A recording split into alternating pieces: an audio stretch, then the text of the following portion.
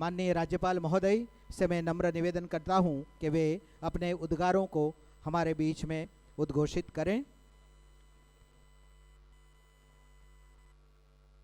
Om Om Om.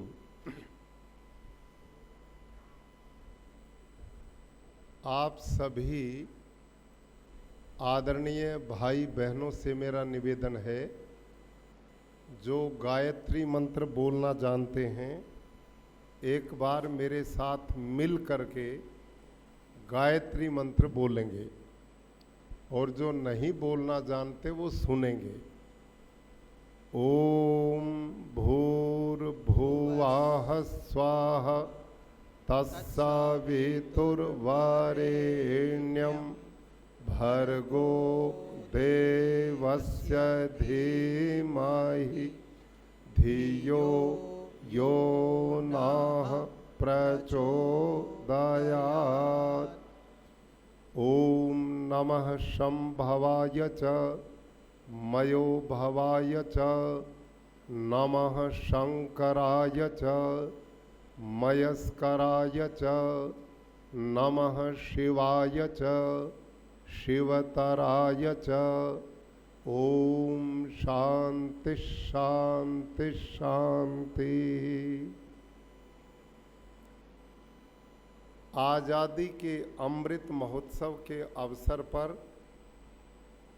Hari Krishna group सूरत एवं Dholakia foundation द्वारा अमरेली जिला के 75 गांव के 75 किसानों को आज 75 गाय प्राकृतिक खेती करने के लिए दान स्वरूप दी जा रही हैं, और हम सब के लिए सौभाग्य की बात है कि आज नवरात्र का प्रथम दिवस है। आप और हम सब देवी की पूजा करते हैं, तो गौ से महान देवी कोई दूसरी नहीं है। हमारे यहाँ शास्त्रों में कहा कि देवी और देवता किसे कहते हैं। वहाँ लिखा है देवो दानादवा दीपनादवा द्योतनादवा द्युस्थानो भवती तिवा। अर्थात देवी और देवता वो हैं जो हमें देते हैं। कोई जीवन देता है, किसी ने हमें जीना सिखाया है, किसी ने हमें विद्या दी है, किसी ने हमने जीवन जीने की कला दी है। तो जो हमें कुछ देता है उसका नाम देवी और देवता है।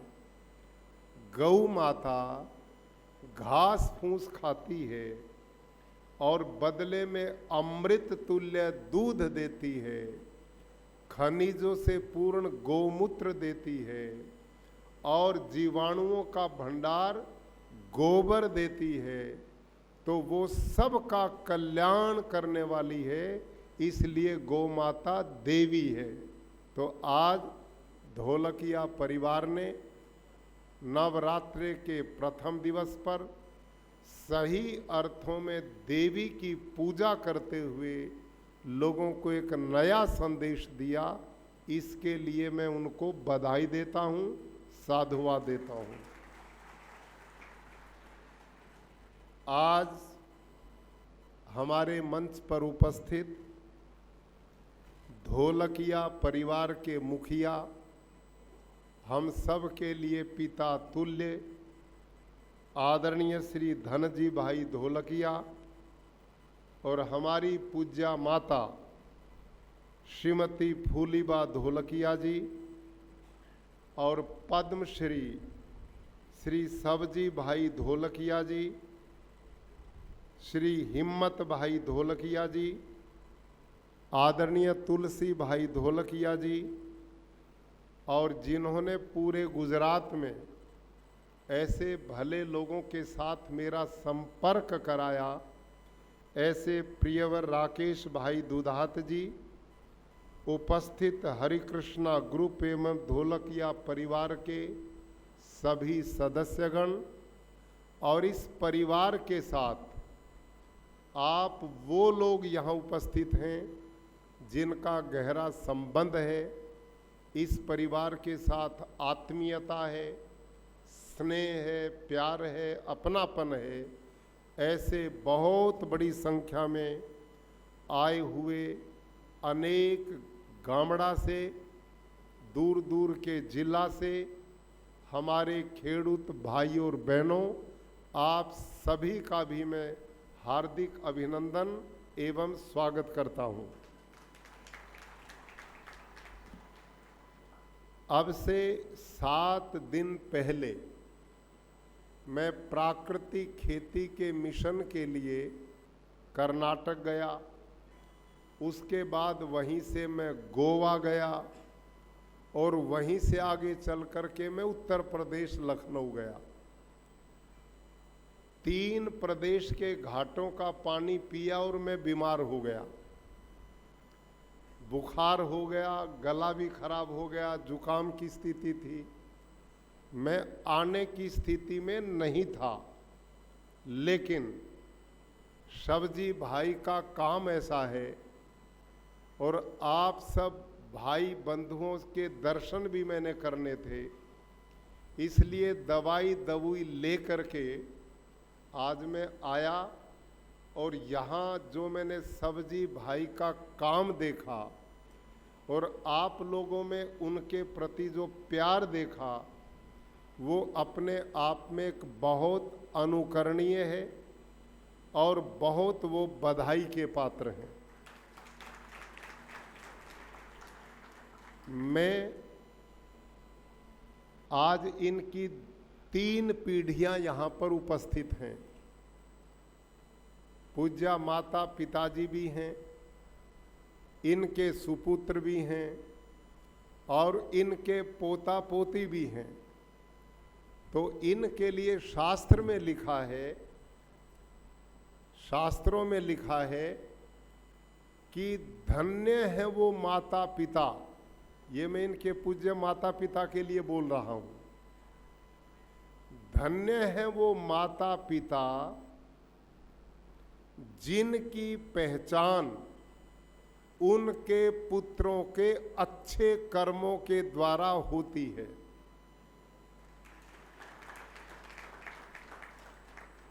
पहली बात। और धन्य है वो संतान कि जिनको अच्छे कर्म करते हुए अपने माता पिता को प्रसन्न करने का मौका मिलता है। और धन्य है वो तीसरी पीढ़ी के बालक कि उनको अपने पर गर्व होना चाहिए कि हमें ऐसे कुल में जन्म लेने का सौभाग्य मिला कि जहां ऐसे दादा दादी मिले और ऐसे माता पिता समाज से भी मिले और इतने लोगों का प्यार आज इतनी छोटी आयु में उनको प्राप्त करने का सौभाग्य मिल रहा है। भाइयों और बहनों, जीवन की यही सच्चाई और यही सार्थकता है। आज मुझे बहुत प्रसन्नता है कि अमरेली जिला का आप लोगों के बीच का ढोलकिया परिवार इस जिला से उठकर सूरत में जाकर उन्होंने अपना बिजनेस प्रारंभ किया और उस बिजनेस में इतनी ईमानदारी मेहनत से काम किया कि आज वो भारत नहीं विश्व स्तर के पहले तीन हीरा व्यापारियों में अपना स्थान रखते हैं। ये हमारे जिला के लिए भी सौभाग्य की बात है, प्रदेश के लिए भी खुशी की बात है और देश के लिए भी गौरव की बात है। और इससे भी ज़्यादा गौरव की बात ये है कि ये पैसा कमा लेते, जैसे और लोग कमाते हैं, लंबी लंबी गाड़ियां ले लेते, भव्य भवनों में अकेले मौज ले लेते, ऐश आराम की जिंदगी जी लेते, और दुनिया ऐसा करती भी है। तो ऐसा सब कुछ करते रहते तो आज इस सभा में इनका ये सम्मान नहीं होता जो आज हम करने के लिए बैठे हैं। दुनिया में भाई और बहनों, महान वो नहीं जो धनपति है, महान वो है जो अपने धन के द्वारा औरों को भी सुख का रास्ता देता है, औरों के भी कल्याण की सोचता है, औरों की भी भलाई की बात सोचता है। हमारे यहाँ शास्त्रों में लिखा है, से जातो ये न जाते न याति वंश समुन्नतिम परिवर्तिनी संसारे मृत कोवा न जायते। अर्थात भाई और बहनों, इस दुनिया में ऐसा कौन आदमी है जिसने जन्म लिया है और मरा नहीं है। अर्थात जिसने जन्म लिया है उसकी मृत्यु निश्चित है। हम सब उस रास्ते के राही हैं, लेकिन धन्य है वो लोग कि जन्म और मृत्यु के बीच में जो समय मिलता है, उस काल को जो लोग परोपकार के लिए, भलाई के लिए, दीन दुखियों की सेवा के लिए, दुखी लोगों के आंखों के आंसुओं को अपनी आंखों से बहाने के लिए, दूसरे के घाव को अपने हृदय रूपी मरण से ठीक करने के लिए जीते हैं, ऐसे लोग अमर हो जाते हैं। जिंदा वो नहीं है, ध्यान करो, जिंदा वो नहीं है जो 5-6 फीट के शरीर को लिए घूमता है। जिंदा वो है कीर्तिर यस्स जीवती, जिसकी अच्छे कार्यों के कारण कीर्ति है, यश है, प्रतिष्ठा है, सम्मान है, लोग श्रद्धा से याद करते हैं। सही अर्थों में वो लोग जिंदा हैं, और वो यहाँ भी जिंदा हैं, और जो अच्छे काम करके दुनिया से विदा लेकर के जाते हैं, वो जाने के बाद भी जिंदा रहते हैं। आप सबसे मैं पूछना चाहता हूं, भगवान राम धरती पर हुए, भगवान कृष्ण धरती पर पैदा हुए, क्या वो आप और मेरे रिश्तेदार थे? क्या वो हमारे बीच के थे?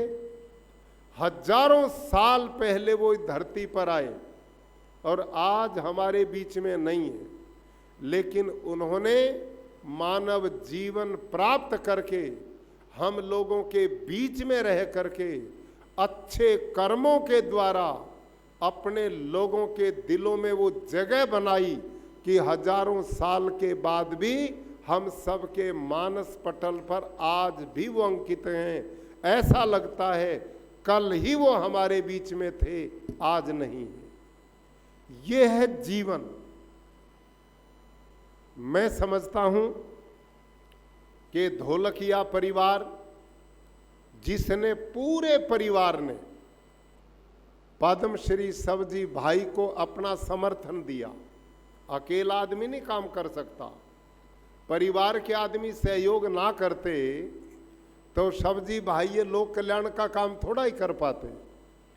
पूरे परिवार ने जो इनको स्वतंत्रता दी है और कहा कि बाकी काम हम संभालेंगे, आप इस लोक कल्याण के कार्य में लगें, और हम सब के लिए प्रेरणा है।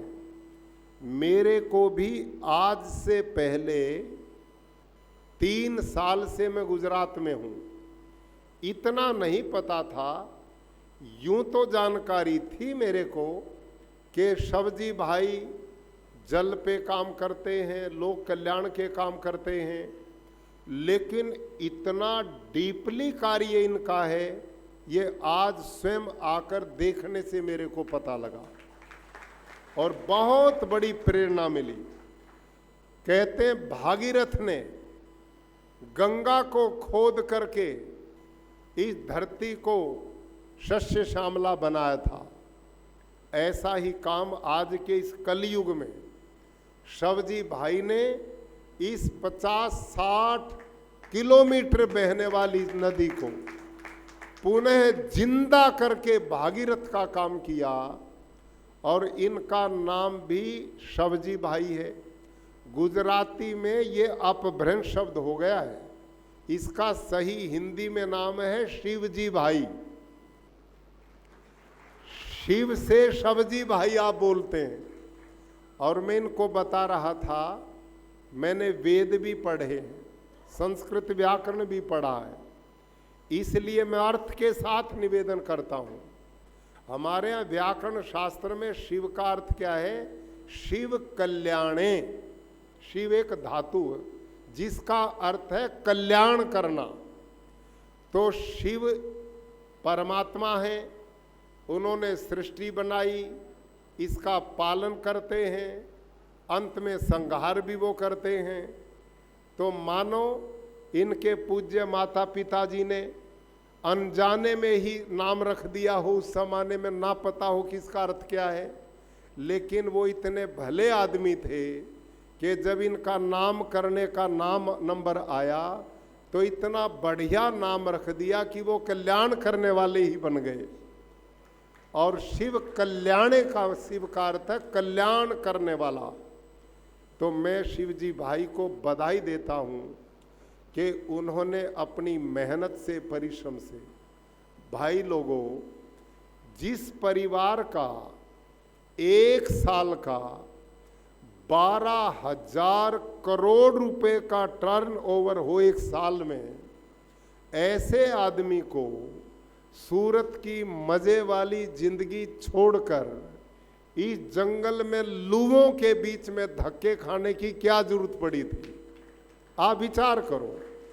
जो मिट्टी में मिट्टी बन रहा है, यहाँ नदियों को खोद रहा है, पहाड़ बना रहा है, पानी संरक्षण का अभियान चला रहा है, यूं बताओ उनकी क्या मजबूरी है? कुछ भी मजबूरी नहीं है। ये केवल उनके संस्कार हैं, उनके सद्विचार हैं, उनके माता पिता के द्वारा दिए हुए सच्ची विचारधारा है, और कितनी सात्विकता जीवन में है। इनके पास हजारों व्यक्ति फैक्ट्री में काम करते हैं। ब्रजेश, इनका जो बेटा, मेरे को रास्ते में और सारी इनके जीवन की घटना राकेश दुधात जी मेरे को बताते आए। हजारों कर्मचारी इनकी फैक्ट्री में काम करते हैं, लेकिन इतने लोगों को भी अपना परिवार बना लिया, और उनमें कोई दुर्व्यसन नहीं है, कोई मादक द्रव्य खाता नहीं, कोई बीड़ी सिगरेट पीता नहीं, कोई दारू पीता नहीं, कोई नशा करता नहीं, कोई गुटखा तंबाकू खाता नहीं। ये कितनी बड़ी चिंतन है। लोग तो इतना धन हो करके न जाने कितने दुर्व्यसन करके पापों में फंस जाते हैं। भाई, इतना धन होकर जो आदमी पाप से बच जाए, बुराइयों से बच जाए, जीवन को सात्विक रख ले, इससे बड़ा तपस्वी कोई नहीं होता। धन जो है, इस धन के भाई लोगों, ये धन सुख का भी कारण है और ये धन नरक का भी कारण है। जो लोग अपने मजबूत संस्कारों से धन प्राप्त करके बुराइयों से बच जाते हैं, वो समझो सीधे स्वर्ग का रास्ता बना लेते हैं। और जो धन के द्वारा दारू पीते हैं, नशे करते हैं, गंदी जिंदगी व्यतीते हैं, पापों में फंसते हैं, वो इस धन के द्वारा इस धरती पर ही नरक का रास्ता बना लेते हैं। तो मैं ढोलकिया परिवार को बधाई देता हूँ। परमात्मा करे ये संस्कार आपके बने रहें, आपकी तीसरी चौथी पीढ़ी के भी बने रहें। ताकि ये पीढ़ियां धन तो खूब कमाएं, लेकिन वो धन ऐसे ही लोक कल्याण में, लोगों की भलाई में, दीन दुखियों की सेवा में, लोगों की शिक्षा के प्रचार में, जल संरक्षण के काम में, पर्यावरण बचाने के काम में, गौ माता के उत्थान में, दीनहीन बेटियों के विवाह के लिए, गरीब असहाय के दुख के आंसू पूछने के लिए काम करें। ये जीवन की सार्थकता है, ये हम सब के लिए प्रेरणा है। मैं ऐसे परिवार को बहुत बहुत बधाई देता हूं और सब्जी भाई को माननीय प्रधानमंत्री श्रीमान नरेंद्र मोदी जी ने इनके इस काम को देखते हुए इनको जो सम्मान पद्मश्री का दिया, इसके लिए भी मैं आप सब की ओर से, अपनी ओर से बधाई देता हूं। और हमें इस बात की खुशी है कि पिछले दिनों प्रदेश के मुख्यमंत्री स्वयं यहाँ पर आए हैं। भूपेंद्र भाई ने इनके इस काम को देखा, उनको भी नहीं पता था ये इतना काम कर रहे हैं, और उन्होंने MOU इनके साथ करने का निर्णय लिया है कि हम चाहते हैं कि आप इस मिशन में आगे बढ़ें। जल ही जीवन है। आने वाले जो युद्ध है ना, वो जो बुद्धिजीवी हो कहते हैं, आने वाला युद्ध पानी का युद्ध होगा। सबसे बड़ी चुनौती है पानी। आप अपने गुजरात में देखिए, कितने ऐसे क्षेत्र हैं जहां धरती में पानी 500, 600, 700 फीट गहरा हो गया है। पीने का भी पानी नहीं मिलेगा।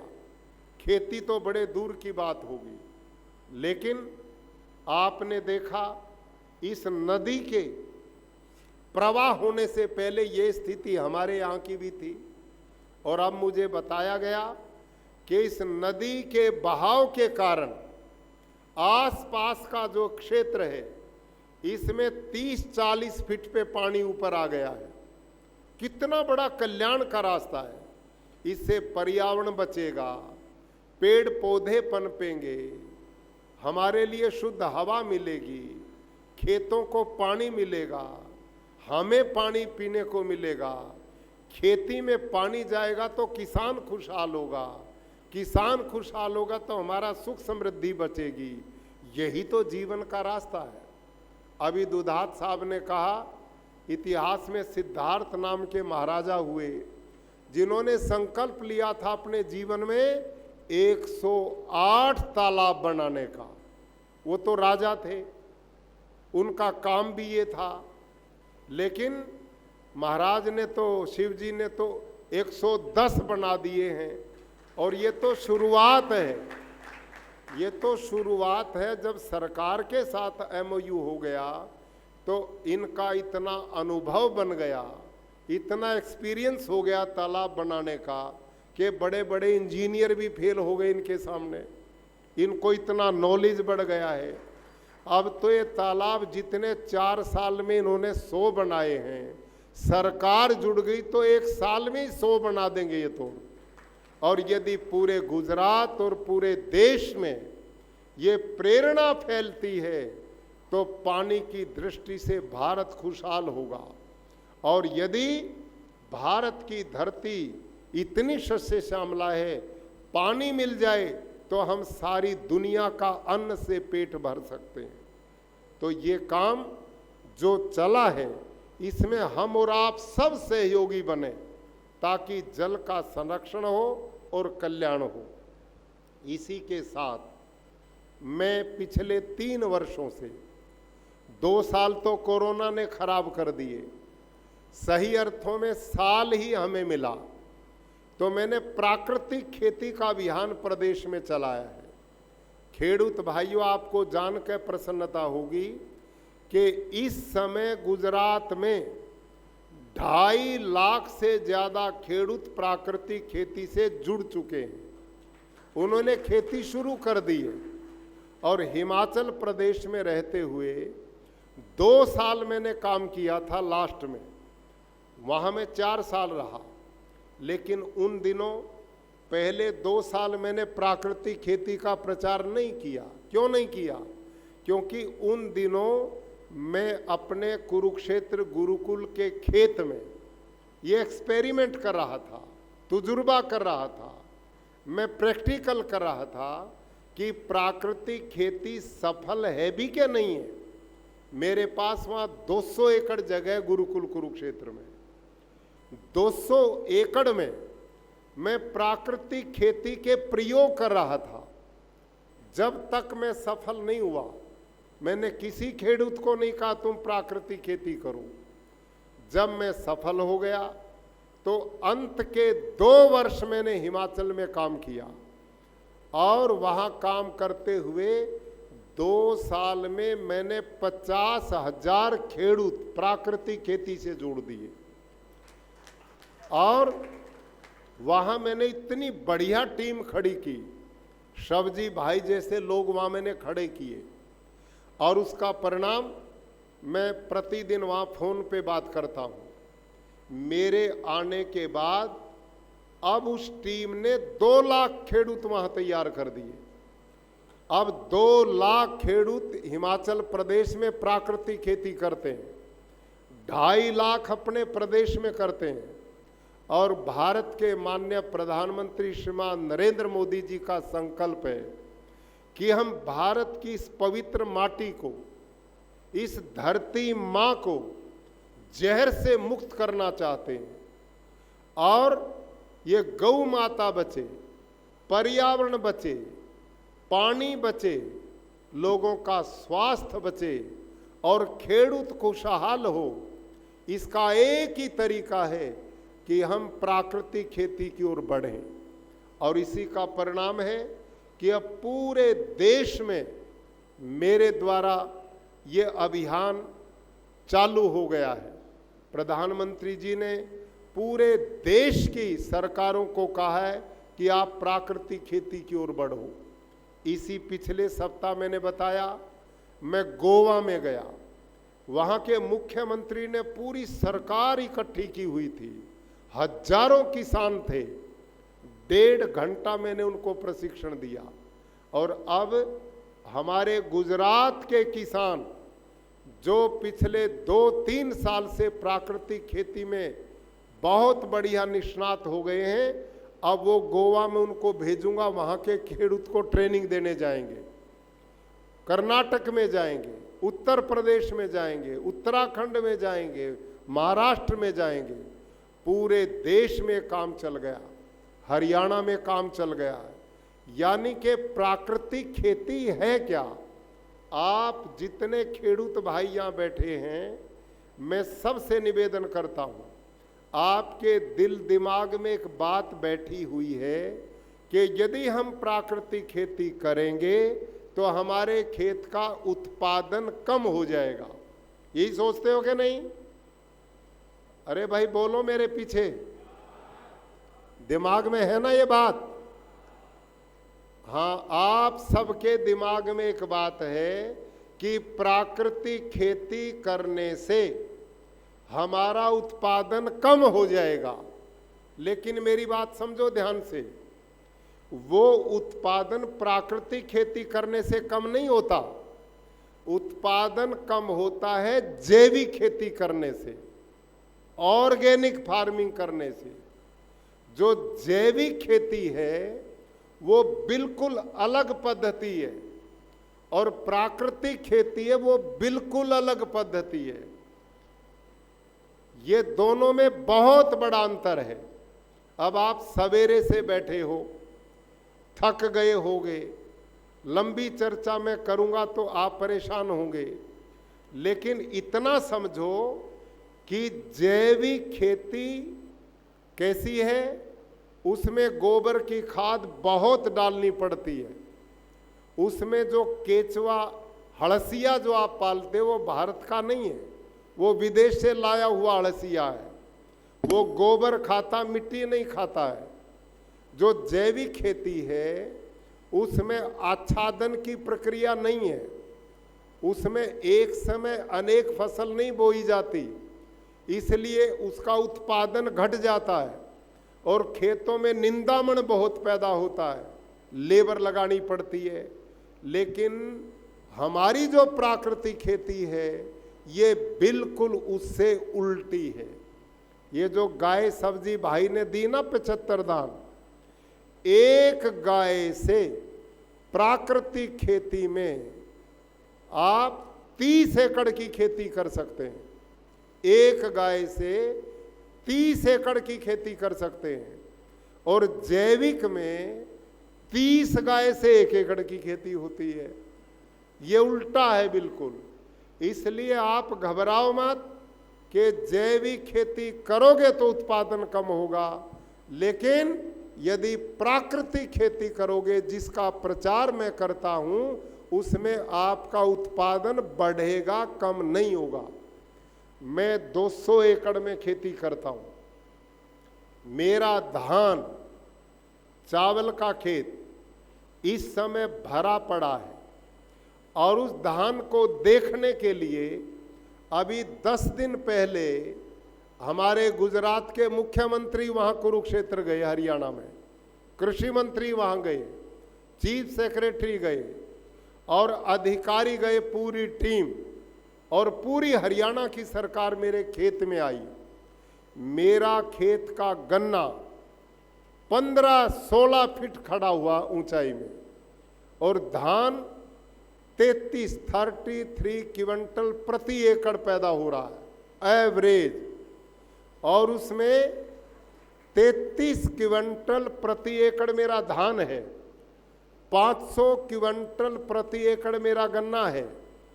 साग सब्जियां उसमें भरपूर होती हैं। और खर्चा कितना है? खर्चा देखो कितना है। जो रासायनिक खेती करते हैं धान की, उनका 1 एकड़ में खर्चा 15,000 रुपये है और उत्पादन उनका 28 से 30 क्विंटल का है। मेरा धान का खर्चा 1,000 रुपये का है और मेरा उत्पादन 33 क्विंटल है। अब बताओ मेरा उत्पादन कम हुआ है ज़्यादा हुआ? और वो पानी 100% लगाते हैं। प्राकृतिक खेती में पानी 50% कम लगता है। और रासायनिक वाला चावल खा के लोग कैंसर होकर के अस्पताल में भर्ती होते हैं और मेरा चावल खा करके कैंसर मुक्त होकर के स्वस्थ बनते हैं। अंतर है कि नहीं? ऐसे ही गन्ना, ऐसे ही सब्जियां, तिलहन, सब तरह की खेती मैं करता हूं और मेरा उत्पादन रासायनिक वालों से ज्यादा है। खर्चा 0, उत्पादन भरपूर। और मेरा गेहूं, बंसी गेहूं 4,500 रुपये क्विंटल बिकता है। लाइन में लेकर के लोग खरीदते हैं। मैं जो गुड़ बनाता हूं, खांड बनाता हूं, वो 100 रुपये किलो बिकती है और लाइन में बिकती है। तो आप सब खेडूतों से मेरा निवेदन है, प्राकृतिक कृषि की ओर बढ़ो। और ये खेती कितनी सरल है। ये जो गाय आपको दी है ना, आपने खाद नहीं चाहिए खेत को। आप ये जो खाद भर भर के डाल ले, इसकी जरूरत नहीं है। खेत को कल्चर चाहिए, मेलवन चाहिए, इतने से ही काम चलता है। भारी भरकम गोबर की खाद, यूरिया, DAP कुछ की भी जरूरत नहीं है। प्राकृतिक खेती क्या है? आप मेरे पीछे बोल के बताओ भाइयों, आप कभी जंगल में गए हैं? जंगल में गए हैं कभी? अच्छा, मैं पूछता हूं, मेरी माँ बहन भाई बैठे हैं, जंगल में जो पेड़ हैं उनको यूरिया कौन देता है? DAP कौन देता है? कीटनाशक कौन देता? मेरी बहनों, कोई नहीं देता। और जंगल में जब फल का टाइम आता, पेड़ फलों से लद जाते हैं और एक जंगल के पेड़ के पत्ते को तोड़ो और लेबोरेटरी में टेस्ट कराओ, एक तत्व की भी कमी नहीं मिलेगी। जब सारे नियम भगवान ने प्रकृति में जंगल में दिए हैं, वहां किसी खाद की जरूरत नहीं, तो फिर मेरे खेत में खाद की जरूरत क्यों है? जो नियम जंगल में काम करे वही मेरे खेत में काम करे, इसका नाम प्राकृतिक खेती है।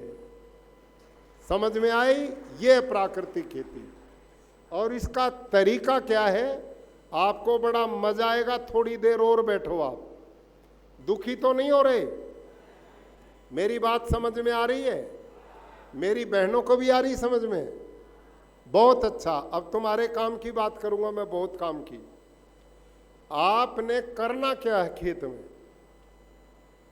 आप एक ड्रम ले लो 200 लीटर का, खाली ड्रम, और उस ड्रम को जहां आप गाय भैंस अपनी बांधते हो वहां रखो, छाए में, और इसमें 170-180 लीटर पानी डाल दो। और ये जो गाय है ना आपको दी गई, ये स्वस्थ गाय 24 घंटे में 8 से 10 किलो गोमूत्र देती है, 8 से 10 किलो गोबर देती है। आप ऊपर नीचे हो जाए कोई खतरा नहीं। ये आप गोबर गोमूत्र उस पानी के ड्रम में डाल दो, और उस ड्रम में 1.5 से 2 किलो गुड़ मीठा करने के लिए, और 1.5 से 2 किलो किसी भी दाल का बेसन उसमें डाल दो, और पेड़ के नीचे की 1 मुट्ठी मिट्टी उसमें डाल दो।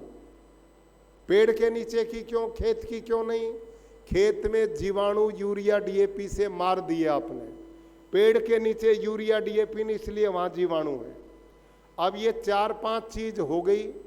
लकड़ी का एक डंडा लो और घड़ी की सुई की तरह 5 मिनट सवेरे 5 मिनट शाम, गर्मी में 4 दिन और सर्दी में 5 दिन इसको घोलना है। 5वें दिन 1 एकड़ के लिए आपका खाद तैयार है।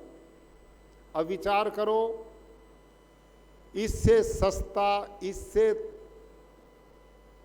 बढ़िया कम दिन में कोई खाद तैयार हो पाएगा? अब बीच में एक उत्तर दो मेरे को आप। 1 महीने में कितने दिन होते हैं? 30 दिन। और गाय ने गोबर गोमूत्र रोज देना या एक ही दिन देगी? प्रतिदिन देगी ना। दूध भले ही रोज ना दे, गोमूत्र गोबर तो देगी ना। तो 1 दिन के गोबर गोमूत्र से 1 एकड़ का खाद तैयार, और 30 दिन के गोबर गोमूत्र से कितने एकड़ का खाद तैयार? 30 एकड़ का तैयार।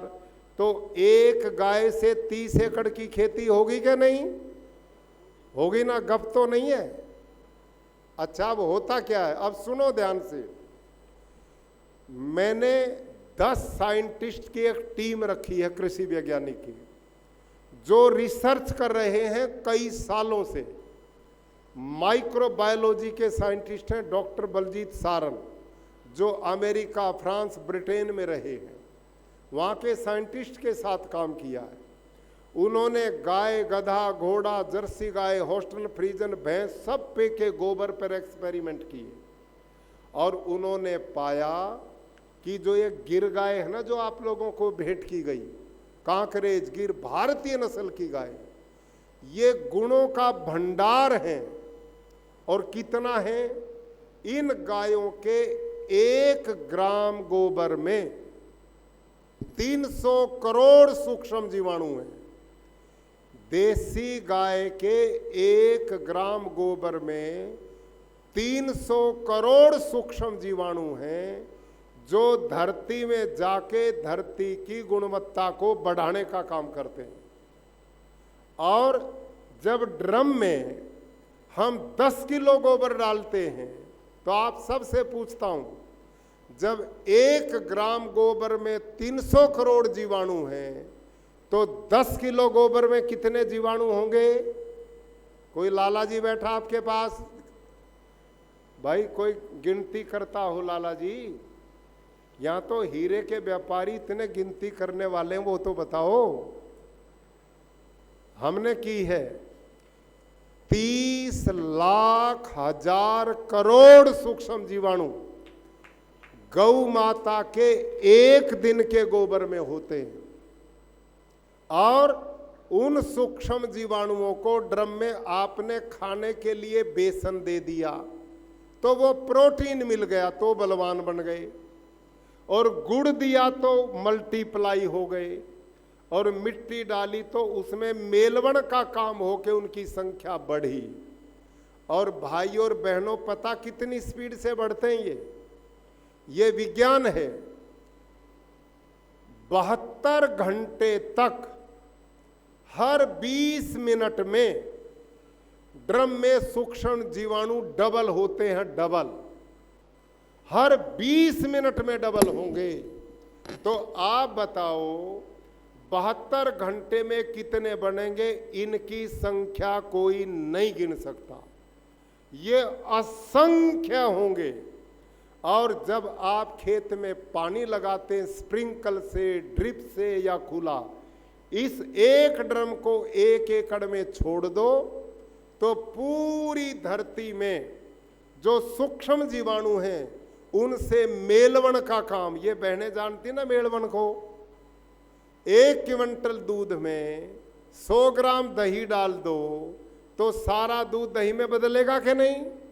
वही काम ये सूक्ष्म जीवाणु खेत में जाकर के करेंगे, मिट्टी के जीवाणुओं से मिलकर, और ये असंख्य सूक्ष्म जीवाणु बनेंगे। और यही वो सूक्ष्म जीवाणु हैं। ध्यान करो, इस विज्ञान को तुम कतई भूल गए। ये सूक्ष्म जीवाणु ऐसे हैं, इनमें आकाश हवा में 78.5% नाइट्रोजन है आकाश में। ये सूक्ष्म जीवाणु आकाश से उस नाइट्रोजन को खींचते हैं और उसका भोजन बनाकर आपके पौधे की जड़ को देते हैं। ये सूक्ष्म जीवाणु जितने बढ़ेंगे उतना ही आपकी धरती का ऑर्गेनिक कार्बन बढ़ाएंगे, उसकी गुणवत्ता बढ़ाएंगे। और इसके साथ खेडूत भाइयों, आपकी मिट्टी में जो खेत की है उसमें फास्फोरस है, जिंक है, पोटास है, कॉपर है, सब खनिज हैं भगवान ने दिए। लेकिन जो खेत में आपके खनिज हैं वो सुप्त अवस्था में है, वो जड़वत हैं, वो अपने आप वो खनिज आपके पौधे का भोजन नहीं बनते। उनका भोजन बनाने का काम गौ माता के पेट से जो सूक्ष्म जीवाणु आपने जीवामृत के द्वारा खेत में भेजे हैं, घन जीवामृत के द्वारा भेजे हैं, ये सूक्ष्म जीवाणु आपके खेत के उस खनिज को खाते हैं, उससे भोजन बनाते हैं, भोजन पकाते हैं और फिर पौधे की जड़ को देते हैं। आई नहीं समझ में बात? नहीं आई? आई? अब और आएगी। मेरी बहनों, आप समझो, आपके काम की बात है। मेरी बहनों, आपके घर में रसोड़ा है कि नहीं? या बिना रसोड़ा का ही काम चलता है रसोड़ा? अच्छा, यूं बताओ, आपके रसोड़ा में दाल भी है, साग भाजी भी है, घी भी है, प्रधानमंत्री जी की दी गैस भी है, सारी चीजें हैं। लेकिन आप रसोड़ा में ना जाओ तो भोजन बन के अपने आप बाहर आ जाएगा क्या? अरे बोलो तो मेरी बहनों, आ जाएगा। भोजन कब आएगा? जब आप रसोड़ा में जाओगे, दाल उठाओगे, धोगे, बर्तन में डालोगे, गैस पे चढ़ाओगे, छौंका लगाओगे, पकाओगे, सब्जी भाजी काटोगे, आटा गूंदोगे, तभी बनेगा ना। जब आप जाओगे तो भोजन बनेगा, नहीं जाओगे तो नहीं बनेगा। अरे खेडूत भाइयों, ध्यान करो, में सूक्ष्म जीवाणु और हड़सिए का है। समझ में आई बात? वही काम खेत में हड़सिया और सूक्ष्म जीवाणुओं का है। आपके खेत में सारी चीजें हैं, जैसे रसोड़ा में दाल भाजी सब्जी सब है, लेकिन अपने आप नहीं भोजन बनता, माता बहन के बनाने से बनता है। ऐसे ही आपके खेत में फास्फोरस है, जिंक है, पोटास है, मैग्नीशियम है, कॉपर सब है, लेकिन उन धातुओं से, खनिजों से भोजन बनाने का काम सूक्ष्म जीवाणु करते, हड़सिया करता है। अब जितना हड़सिया बढ़ेगा, जितना सूक्ष्म जीवाणु बढ़ेगा, उतने ही आपकी उत्पादन बढ़ेगा, और जितना ये घटेगा उतनी धरती बंजर बनेगी। अब आप सब खेडूत से पूछता हूं, आपने धरती को बंजर बनाने का काम किया या उत्पादन बढ़ाने का काम किया है? हड़सिया मारने का काम किया, बचाने का काम किया है? अब भाई आप एक हड़सिया खेत से पकड़ के लाओ और उस हड़सिया के ऊपर यूरिया डीएपी डालो, बचेगा या मरेगा? और उसके ऊपर गाय का गोबर डालोगे तो वो परिवार बढ़ाएगा। अरे सूक्ष्म जीवाणु हड़सिया सब मार दिया, इसलिए आप सबकी जमीन बंजर होती जा रही है। यूरिया डीएपी बढ़ता जा रहा है, खर्चे बढ़ रहे हैं, उत्पादन कम हो रहे हैं, पानी की खपत ज्यादा है। हड़सिया धरती में छेद बनाता था, सारा पानी वर्षा का धरती में चला जाता था, और यूरिया डीएपी ने धरती को पत्थर बना दिया, जमीन पानी पीती नहीं, बंजर हो गई, बर्बादी का रास्ता है। तो इसलिए मेरा निवेदन है आप लोगों से, पूरी विषय में आज नहीं रख पाया, इसकी किताब मैंने लिखी, गुजराती में भी अनुवाद हो गया, वो सारे प्रदेश में हम बांट रहे हैं। आप सबसे मेरा निवेदन है, हम प्रदेश में हर जिला स्तर पर ट्रेनिंग कैंप लगा रहे हैं, आप उसमें भाग लो, इस पद्धति को सीखो। इसके द्वारा पानी भी बचेगा, पर्यावरण भी बचेगा, धरती भी बचेगी, गाय भी बचेगी, स्वास्थ्य भी बचेगा, और आपकी इनकम बढ़ेगी। इनकम क्यों बढ़ेगी? क्योंकि लागत जीरो हो जाएगी और उत्पादन कम नहीं होगा, तो आय अपने आप बढ़ेगी। ये जैविक खेती नहीं, से घबराने की जरूरत नहीं है, प्राकृतिक खेती में आपका उत्पादन बढ़ेगा। आपने मेरे विचारों को बड़े ध्यान से सुना, इतनी बड़ी संख्या में आए, सवेरे से आप बैठे रहे।